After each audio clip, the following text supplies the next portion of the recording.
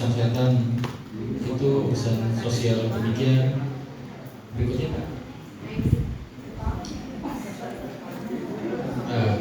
Khusus kami di bidang urusan bina mental spiritual, ada mitra kami itu dari Kanwil Kemenak Provinsi Jawa Barat, dari MUI Majelis Ulama Indonesia Basnas, serta ormas keagamaan termasuk ormas seperti FKDTI. Jadi kami pun setiap tahunnya juga ada anggaran untuk memfasilitasi kegiatan-kegiatan yang juga melibatkan daripada organisasi mitra, di antaranya FKDTI. Next. Kemudian ini kalau indikator utama kinerja utama kami itu adalah diantaranya tentang menjaga indeks kerukunan umat beragama. Sedikit saya bahas tentang kerukunan umat beragama. Yang kemarin pun saya sampaikan di tempat ini bahwa Indonesia atau khususnya Jawa Barat itu kan betul-betul Bhinneka Tunggal Ika. Kita di Jawa Barat ini terdiri dari berbagai macam suku, agama, ras. Di Jawa Barat tidak hanya pulang Sunda. Tapi kalau saya pulang Sunda, tapi uang induknya bahasa Sunda. Seorang Nusanisme sih orang seberang sebenarnya. Saya suka seberang Citarum, seberang. Selain itu juga, selain suku kita pun banyak agama di Jawa Barat. Banyak rumah-rumah ibadah bisa kita lihat. Tidak hanya masjid, musola, tapi juga ada gereja, vihara, pura, dan sebagainya. Nah, bagi kami kondisi ini bagaikan kita hidup di komplek perumahan. Masing-masing agama itu berada di satu rumahnya sendiri-sendiri. Di dalam rumahnya ada kamar-kamar. Siapa kamar-kamar itu? Mungkin organisasi-organisasi keislamannya. Ada organisasi A, organisasi B, dan seterusnya. Nah, tentu di dalam rumah itu kita juga harus menjaga kerukunan. Kalau saya mengutip dulu bahasa para pendahulu kita dulu, kudu akur jeung batu sakasur, sadapur, sasumur, salambur, dan sagubernur. Bahkan kalau zaman Gus Dur dulu ada sagus dur.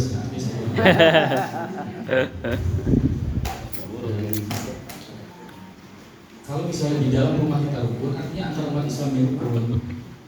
Juga di internal FKDT pun kita guyup, kita enak gitu, hidup itu enak. Tapi kalau misalnya di dalam rumah sendiri sering terjadi pertengkaran dengan tetangga kita nggak akur, atau kita melihat aja, misalnya kita melihat tetangga kita nggak akur, asal rumahnya gitu, assalamualaikumnya gitu.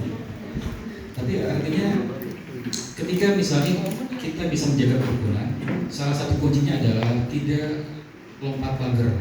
Apa lompat pagar?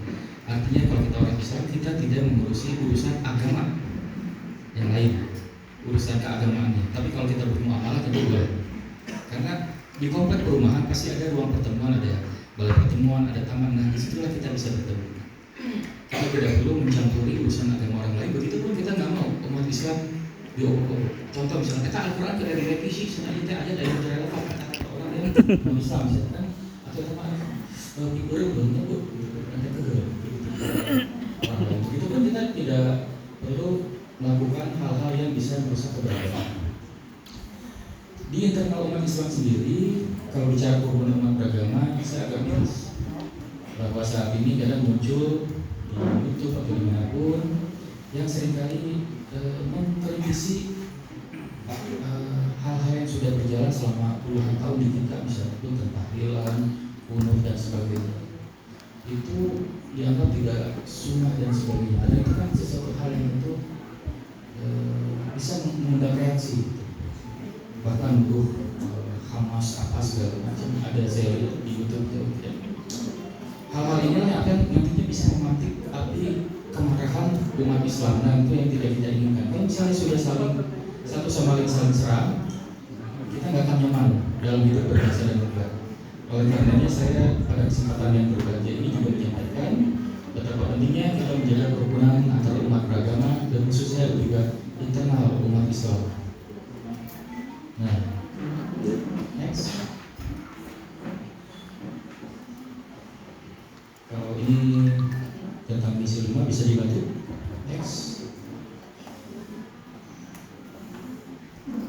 Kalau ini gambaran dari struktur organisasi BOKS SK tahun 2021 yang sudah berubah. Next.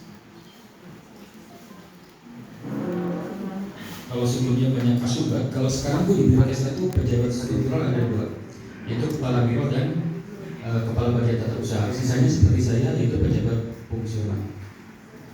Apa bedanya pejabat fungsional dan struktural? Kalau kami pejabat fungsional fokus pada satu keahlian. Kalau saya bisa analisis kebijakan, jadi membuat usulan-usulan kebijakan pada pimpinan, merumuskan hal-hal yang berkaitan dengan rekomendasi kebijakan, analisis dan kajian kebijakan. Next. Lanjut. Nah, ini tadi SOP saja. Kebetulan saat ini saya diamanai oleh pimpinan menjadi ketua tim urusan sarana prasarana spiritual atau negara. Ya, berkaitan dengan masjid, hibah dan sebagainya. Insya Allah salah satunya si next. Ini Permendagri yang tadi tentang nomenklatur SOTK kami. Next. Sedikit saja. Next. Scanning aja. Next. Nah, ini di antara tugas utama saya dan tim itu adalah menyiapkan data dan alhamdulillah kami bekerja sama juga di antara dengan FKDT menjadi bagian dari tim operator provinsi atau untuk FKDT. Tugas kami yang berikutnya yaitu tadi tentang perumusan kebijakan dan memberikan masukan tentang bansos atau hibah, yaitu pemberian bantuan bidang sarana prasarana. Next.